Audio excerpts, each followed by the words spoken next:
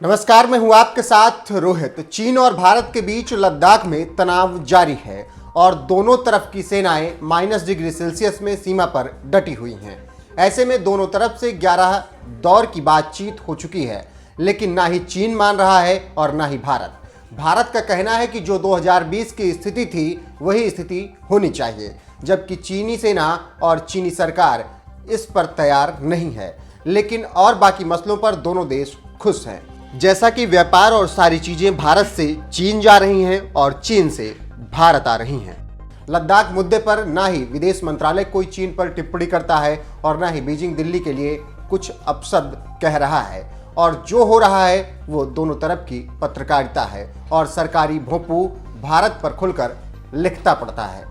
तो वहीं भारतीय मीडिया भी चीन की बखिया उधेड़ रहा है, लेकिन दिल्ली और बीजिंग साजिश करने और एक दूसरे की टांग खींचने से बाज नहीं आ रहे हैं। इसी बीच आपको मालूम हो कि बीजिंग भारत की जासूसी के लिए कई भारतीयों को लालच देकर भारत की सूचना हासिल करता है। लेकिन पिछले साल चीन के लिए जासूसी के आरोपी फ्रीलांस जर्नलिस्ट राजीव शर्मा को गिरफ्तार किया गया था और उन पर आरोप लगा था कि वो चीन के लिए जासूसी कर रहा है। उसी पत्रकार राजीव शर्मा को शुक्रवार को दिल्ली हाईकोर्ट ने जमानत दे दी।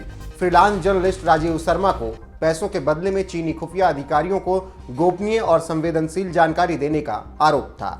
इसके साथ ही साथ दिल्ली पुलिस ने राजीव शर्मा की गिरफ्तारी के बाद दावा किया था कि रक्षा संबंधी अहम गोपनीय सूचनाएं चीनी खुफिया एजेंसी को देकर 1.5 साल में 40 लाख रुपए कमाया है।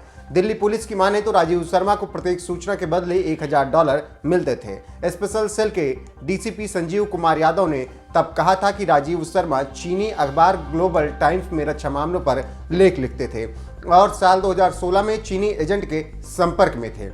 वह कुछ चीनी खुफिया अधिकारियों के संपर्क में भी थे। जानकारी देते चले कि राजीव 2016 से 2018 तक चीनी खुफिया अधिकारियों को संवेदनशील रक्षा और रणनीतिक जानकारी देने में शामिल थे। इसके लिए वह विभिन्न देशों में कई स्थानों पर चीनी खुफिया अधिकारियों से भी मिलते थे।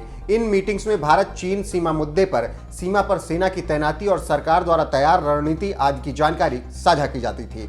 जानकारी देते चलें कि दिल्ली पुलिस ने फ्रीलांस जर्नलिस्ट राजीव शर्मा को जासूसी के आरोप में 14 सितंबर 2020 को गिरफ्तार किया था और बाद में पुलिस ने एक चीनी महिला और नेपाली युवक को भी गिरफ्तार किया था। इन पर शेल कंपनियों के माध्यम से पत्रकार राजीव शर्मा को बड़ी मात्रा में रुपए देने का आरोप है।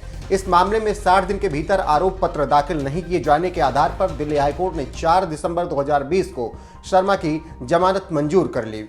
राजीव शर्मा ने हाईकोर्ट से कहा था कि उसे झूठे मामले में फंसाया जा रहा है और उन्होंने कोई अपराध नहीं किया है। तो आप समझ सकते हैं कि कैसे राजीव शर्मा गिरफ्तार हुए और कैसे अब जमानत मिली।